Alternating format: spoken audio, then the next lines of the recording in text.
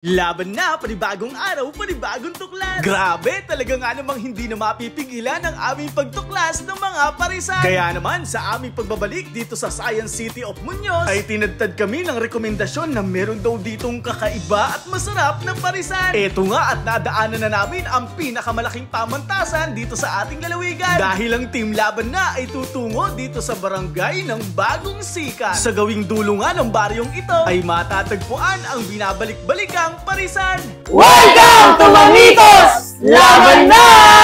Yon! Welcome to Mamitos! Sa amin niyang pagdating ay agad-agad kaming nakilala ng may-ari nito na si Sir Jay. Batay sa impormasyong nasambit ni Sir Jay, ay mag-iisang dekada na pala silang nasa ganitong industriya. Katulad ng iba, nagsimula lang sila sa cart hanggang sa makapagtayo na sila ng sarili nilang pwesto. At eto na nga, nagkaroon na kami ng pagkakataon para makita ang kanilang produkto. Grabe, kaya naman pala napakalasa ng kanilang sabaw. Ang pares ng Mamitos ay hindi katulad ng tipikal na pares. Dahil kakaibang araw ang kanilang konsepto rito. Dahil ang laman ay bukod na niluluto. Hindi ito katulad ng pares na ating natitikman, na yung laman ay nakahalo na sa sabaw. Ito marahil ang dahilan kung bakit tumatatak ito sa kanilang customer. Sa ganitong paraan daw kasi ay mas masarap at mas lasang-lasa ang baka. Ayan nga, pagmasdan nyo mga kababayan, nakabukod ang laman sa sabaw. Kaya naman sa pagkain nito, ikaw na ang bahala. Kung gusto mo na yung sabaw ang ibubuhos mo sa plato, no problem, pwede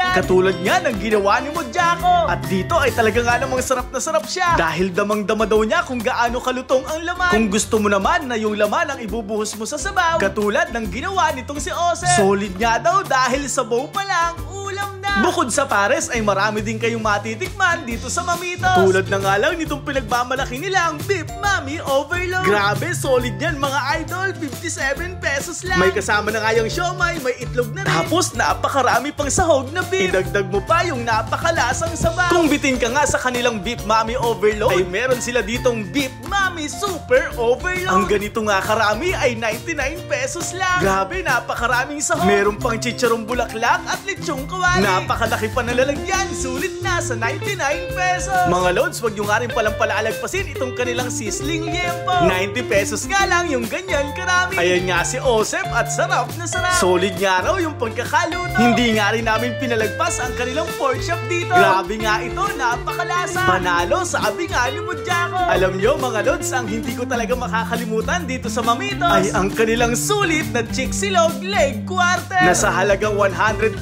pesos lang ay talaga nga namang napakasulit. Meron nga rin pala sila ditong sizzling sisig. Good for sharing ito na nagkakahalaga lang na 170 pesos. Grabe, napakarami yan. Napakalutong pa ng karne. Mga lods, pag nagawi nga kayo dito ay sulitin nyo na. Tikman nyo na rin ang kanilang ipinagmamalaking Goto Super Overload. Sa ganyang isang wataw ay 99 pesos lang. Napakarami pa ng sahog. Ay, grabe. Kaya naman pala maraming nagre-rekomenda sa Mamitos. Dahil bukod sa masarap na ang lasa ng mga pagkain, ay sulit na sulit pa ang serving. Hindi na kami nagtataka kung bakit marami ang nananawagan na bisitahin namin ito. Napakabait at masasayahin pa ang mga staff. Kaya naman kay Ma'am Clarice at kay Sir Jay na silang may-ari, hangad po namin na sana'y mas makilala pa ang inyong munting kainan. Dito po muli sa SK Philip, isang proud probinsyano at isang proud Dobo Ecijano mula sa bayan ng Laur. Kasama ang mga sisiw na si Mojaco, si Osep at si Pugay na may hawak ng camera. Kami po ay patuloy na naghihikayat na suportahan at tangkilikin natin ang sariling atin. Maraming salamat sa pagsama hanggang sa muli. Paalam, ingat and God bless. Laban na!